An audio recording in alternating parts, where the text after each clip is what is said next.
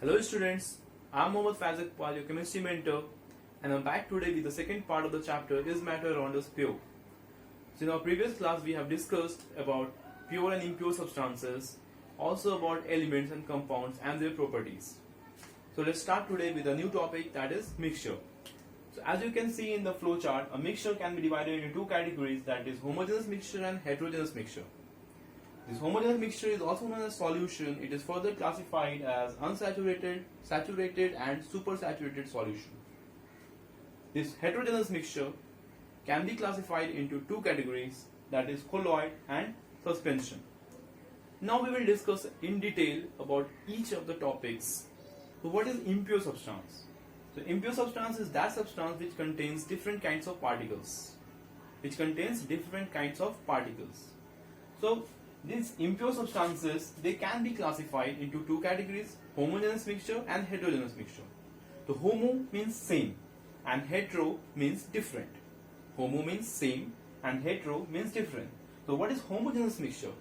The homogeneous mixture is that mixture which has uniform composition, or you can say it has same composition throughout the bulk. And what is heterogeneous mixture? Is that mixture which has different composition throughout the bulk. So what is the meaning of same composition and different composition? Let's take one example. Suppose you are taking some salt and water and you are mixing it. So after mixing it, you will see that all the salt or sugar, it will get dissolved completely. And if you will take 1 spoon of sugar from the top or 1 spoon of sugar from the bottom, you will see that the saltness, the sweetness will be same. So that is called uniform composition throughout. So homogeneous mixture, they are also known as solution. Why? Because they have uniform composition throughout the bulk. Let's talk about heterogeneous mixture. As you know, hetero means different. So heterogeneous mixture are those mixture which have different composition throughout the bulk. Means at different places they have different composition. Let's take some example. Suppose if you will take salt and sugar and mix it physically with your hand. So maybe if you will take again some amount of that mixture, maybe you will get some more amount of sugar, maybe you will get more amount of salt. You cannot say that composition will come same at every time. Suppose if you are taking some other things, like you are taking mixture of sand and water, or you are taking mixture of mud and water, muddy water. So at different points, at different levels, you will get different amount of different composition. So that is heterogeneous mixture. I hope that homogeneous and heterogeneous mixture is clear to you. Once again I am going to tell you what is homogeneous mixture. Means it has same composition throughout the bulk. At different levels you will get the same composition, like salt and water, sugar and water, lemon and water. These are the examples of homogeneous mixture or solution. Heterogeneous mixture क्या है? These mixtures have different compositions at different levels. For example, muddy water, for example, iron plus sand, for example, salt plus sand. Before moving ahead, let's talk about the properties of mixture in detail, one by one. So the first property of mixture is that it contains different kinds of particles. It may contain different kinds of atoms, different kinds of molecules, combined together physically, not chemically. That is the second property. Mixtures, the particles in the mixture are mixed together physically in any proportion. It means the formation of mixture is a physical change. It is not a chemical change. So what is physical change? A physical change is a change in which no new substances are formed, and in a chemical change, new substances are formed. So whenever a mixture is formed, so there is no evolution of heat, no absorption of heat, no new substances are formed, because it is a physical change. And you know, the particles are mixed in any ratio, in any proportion. Next property is that a mixture, they do not have definite formula. They do not have different formula because it is a mixture. Different substances are mixed physically. They are not combining chemically. So there should not be any fixed formula. Next thing is that they do not have any fixed melting point and they do not have any fixed boiling point also. Why? Because in mixture, different substances are there. There may be impurities also present. So it is not possible that a mixture could have fixed melting point and boiling point. Next property is very important, that the property of mixture retain their properties. If you remember in the first class I have told you that the properties of compound is totally different from the properties of their constituents, right? But This is not happening here in the mixture. In the case of mixture, the property of mixture retain the properties of their constituent. Let's prove this with the help of an example. Suppose you have taken water and salt. If you mix it, now you will get the salt solution. You will get the salt solution. So the salt solution will taste like salt. It will taste salty. If you have taken together sugar and water, again it will be sweet in taste. So no new substances are formed. Okay, but if you remember, in the case of compound like water, we were mixing hydrogen and oxygen. We were getting water, and the property of water was totally different from the property of hydrogen and oxygen. But it is not happening in the case of mixture.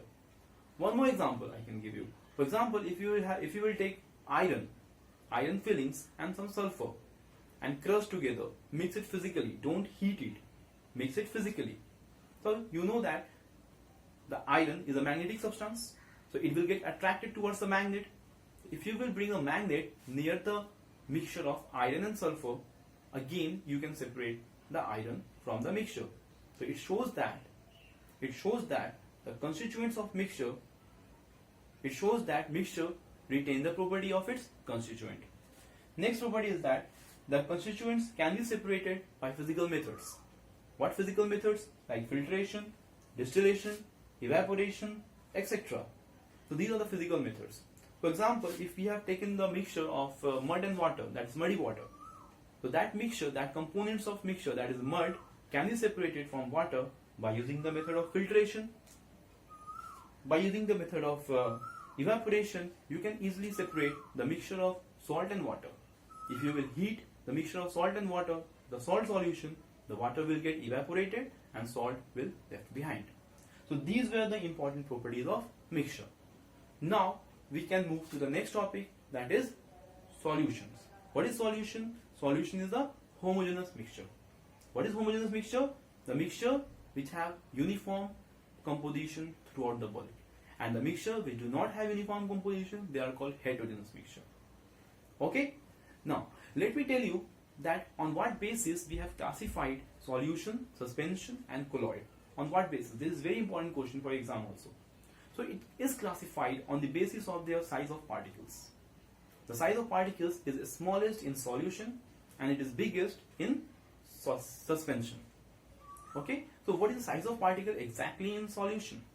So in the solution, the size of particles is around 1 nanometer or less than 1 nanometer. What is 1 nanometer, students? So 1 nanometer, that is 1 nm, is equal to 10 to the power minus 9 meter. So 1 nanometer is equal to 10 to the power minus 9 meter. So in solution, the size of particle is around 1 nanometer or less than 1 nanometer. But in colloid, it is between 1 nanometer to 100 nanometer. This is very important, note down. But in suspension, it is biggest one. It means it is greater than 100 nanometer. So I hope I am clear how it is classified, how the mixture are classified into solution, suspensions and colloids. Now let's discuss about solution. So what is solution? A solution is a homogeneous mixture. Solution is a homogeneous mixture in which there is uniform composition throughout the bulk, and also there is no visible boundaries of separation between the components. There is no visible boundaries of separation between the components. So a solution is made up of two things. The first one is solvent and the second one is solute. So let's define what is solute and what is solvent. So solute, what is solute? The solute is that component of solution which is dissolved into the solvent. Solute is that component of solution which is dissolved into the solvent, and it is always present in less amount. Solute is present in less amount. For example, sugar, salt, these are solutes. Why? Because they are present in less amount. What is solvent? The solvent is that component of solution which dissolves other substances into it. What is solvent? The component of solution that dissolves other component into it is called solvent. So in a solution, solvent is usually present in large amount. So solute plus solvent together gives us solution. Now if a solution is made up of two components, then it is called binary solution, and if there are three components are present in a solution, then it is called ternary solution. Okay, now let's discuss about some examples of solution. For example, there is, you can say, solution of salt and water. So here salt will be solute and water will be solution. Sugar and water, sugar will be solute, water will be the solvent. More examples like alcohol in water. So alcohol will be less in amount and water will be in more amount. So alcohol will be solute and water will be solvent. So we can classify the solutions into different types on the basis of whether the given solute or given solvent is solid, liquid or gas. Okay, let's talk about the types of solutions. Types of solution means on the basis of their component, whether it is solid, liquid or gas. Now, can you think about a solution in which solute and solvent both are solid? Yes, it is possible. And that solution in which solute and solvent both are solid are called alloy. A-L-L-O-Y. So alloy is a solution in which solute and solvent both are solid. Okay? For example, brass, copper and zinc mix together and they give brass. Similarly, amalgam. Have you heard this word amalgam? This is very important. You should note it down. A-M-A-L-G-U-M. Amalgam. Amalgam kya hai? It is an alloy in which one of the component is always mercury. Other component may vary, but the one of the component is always mercury. So the alloy of mercury with any other metal or non-metal is called amalgam. Now next, let's talk about the next type of solution. Solid dissolving liquid. So many examples. Solid dissolving liquid means where the solid is solute and the liquid is solvent. For example, sugar solution, water solution. So these are the example of solid solute and liquid solvent. Can you give me an example where the solute and solvent both are gas? Is it possible? Yes. Air. You know, air is a homogeneous mixture, or you can say air is a solution where the gas is solid, solute also, and the gas is solvent also. So air is also an alloy. Sorry, air is also a type of solution. Now let's talk about the next type of solution where the solvent is air but the solute is liquid. Think of it. Solvent is air, solvent is gas and the solute is liquid. Yes, moisture present in air, mist, that is also a given example of solution. So there are different examples. So let's move to the next topic. Next topic is what? Properties of solution. Let's talk about the properties. So first property is related to the nature. As you know, solution is what? It is homogeneous, not the heterogeneous. So the nature of solution is homogeneous. Second thing about size. The size of particles present in the solution is less than 1 nanometer, and 1 nanometer is equal to 10 to the power minus 9 meter.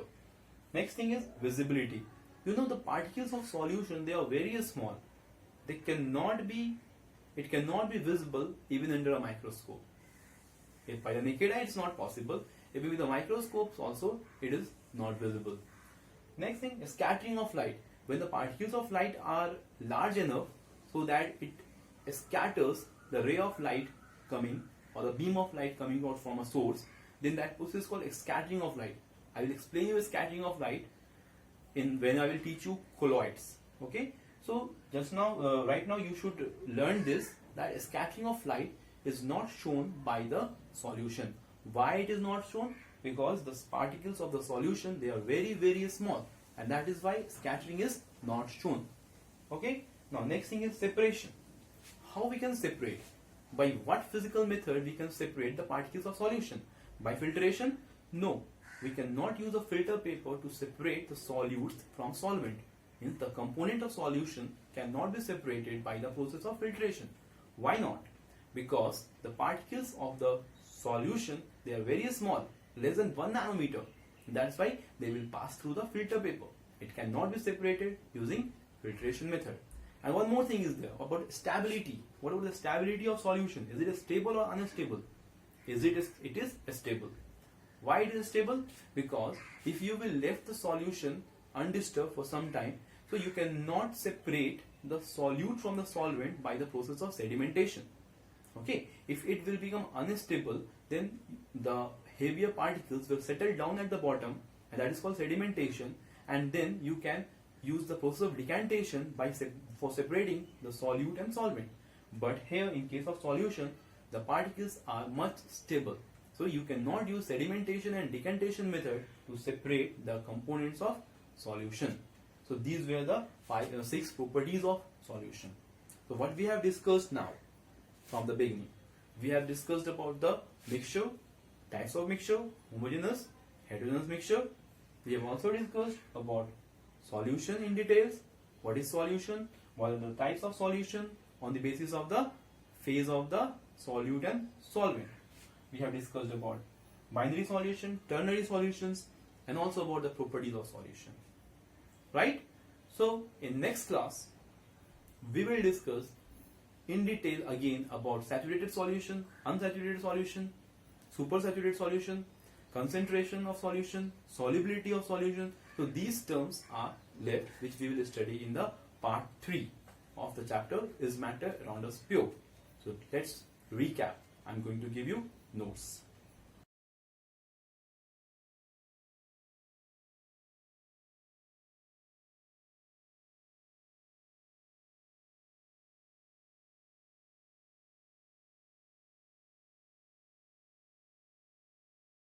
Now using these contents and also the notes which I have given in the end of the video, you can make your own notes, and trust me, that will be the best for you.